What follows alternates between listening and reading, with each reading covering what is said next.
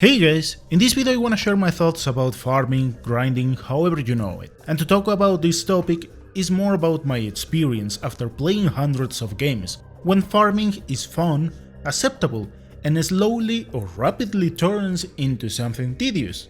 If you also want to share your stories on the matter, feel free to do it in the comments. So first, we need to establish what is considered farming in a game. On this matter there are different ways to explain it, but under normal circumstances we could say that it is the process to get some extra levels, in-game currency, items, or something that stops us from progressing the story. In common gameplays, because we can also farm for pure fun. The thing is that this often happens because of difficulty spikes, quests where we need a particular drop or something along those lines. And these farming sessions can bring different emotions, so I want to share different takes on this topic. Like when farming is entertaining, when it is forced but not annoying, because of lack of understanding and or skill, and when it is straight up annoying. And more often than not, it can lead to just abandon the game. The only examples I won't add are when one decides to play in harder difficulties, because a good number of times we have to grind, or be really proficient in the game. So let's begin. For me the best farming session is the one that it is not imposed, and there are games where the flow of its gameplay is well designed, so you can finish the story without stopping yourself.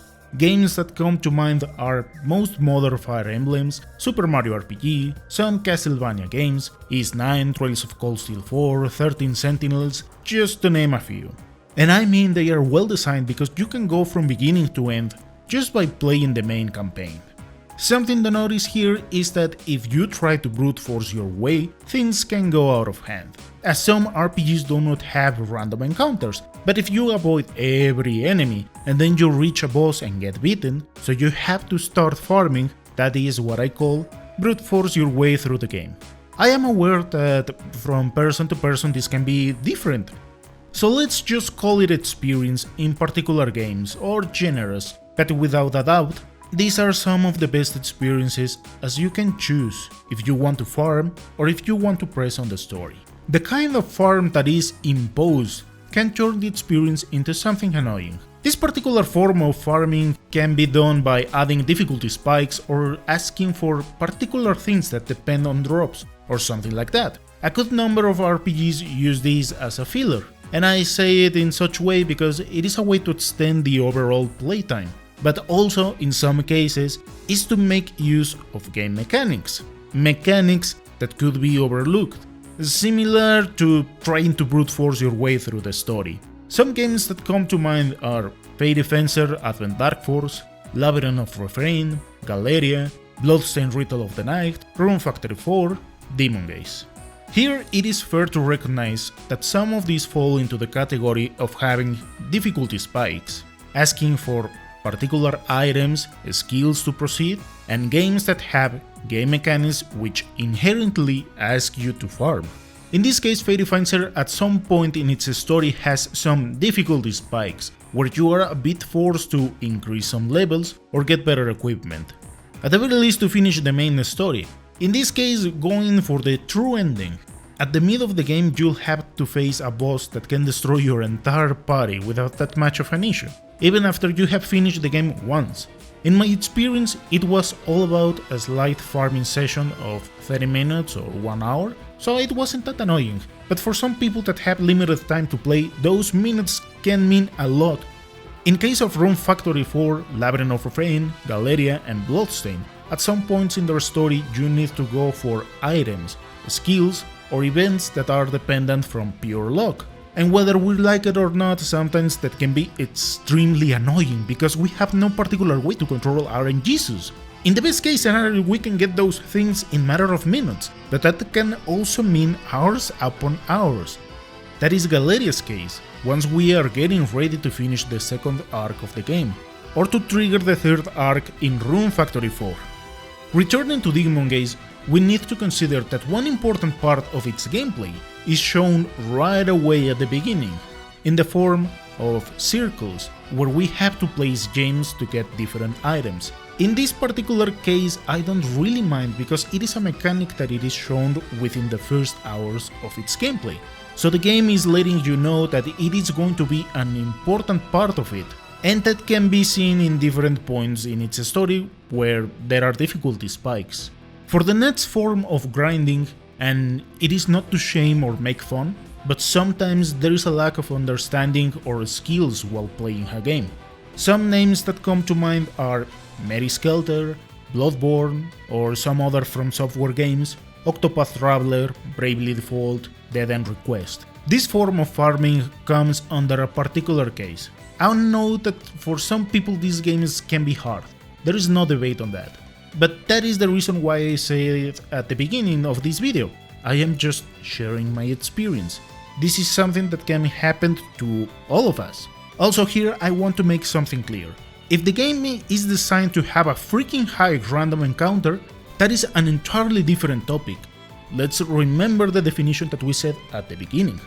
It is the process to get some extra levels, in-game currency, items, or something that stops us from progressing the story. In any of these games, I reach a point where I have to stop myself from advancing through the story to increase levels, get a form of currency or something like that. For example, in Mary Skelter it was all about creating a balanced team. While it is true that I got wiped out a couple of times, I just had to slightly change strategies. Something similar happened in Bloodborne. For me, this one is one of those games that gives you an old school vibe, where you have to learn the enemy moves or experiment with different items to make things easier. In Octopath Traveler, since the beginning, as there are 8 characters with different stories, the game is telling you something like, dude, every character has a path to follow, so you cannot use the same team for all the eternity. In this one, it was all about rotating the characters throughout the game. The same thing could be said about Bravely Default or Dead End Request, with the true endings. After you play many games, let's say that you notice when you know that you can make it out alive, and when things are going out of hand, and you have to do something. I bring these examples because, for what I have seen, it is a lack of skills or understanding some mechanics, or stuff like that. Therefore people stop themselves to farm. Here it is fair to say that when you have tons of experience with some games or franchises that do not change a lot, it comes easier to finish it without farming. And finally, we have come to the most tedious form of farming. Personally, these cases come when you have to do the same thing over and over and over again to reach a particular point. And I just want to expose 2 examples: Monster Hunter Rise Sunbreak and Record of Agarest War. In Monster Hunter Rise Sunbreak, it was disguised under the flag of Anomaly Research and its countless levels. And I bring this particular point because there were items that you can unlock after getting some materials. And this particular part of the game was capped, so we all have to wait for the different updates to start farming once again. This could be seen as the previous point, but I mean, there's people that know how to hunt these monsters in a few minutes, technically reducing the farming time. Nonetheless, there were also a lot of players that simply left the game because this part of the game was simply boring and repetitive. And Record of Agarest War had a final stretch that required tons of items to craft equipment.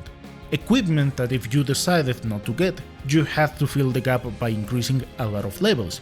So you could play hours upon hours doing the same thing without feeling like you are progressing, making the last experience of the game simply annoying.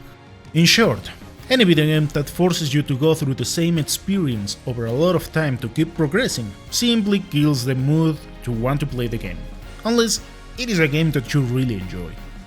I hope you found this video interesting, thank you so much for watching, and I'll see you next time.